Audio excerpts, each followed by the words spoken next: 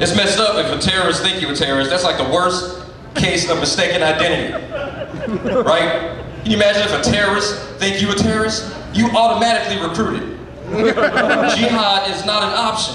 Can you imagine I'm at the airport, you know what I'm saying? I'm standing at the terminal and shit. Terrorists walk up behind me, real quietly, gently put his arm around my shoulder,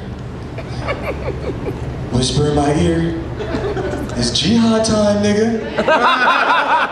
What? He grabbed me tight. "Hope you got your dynamite vest." Like, I ain't no for no jihad, man. I don't even like virgins like that. What am I gonna do with some virgins? I like my women seasoned. How am I supposed to enjoy myself when we having sex and I gotta tell you what to do? You gotta work the taint. Work the taint. The balls, get a little bit of balls. Bitch, what the fuck? Is this your first time? Get out of here.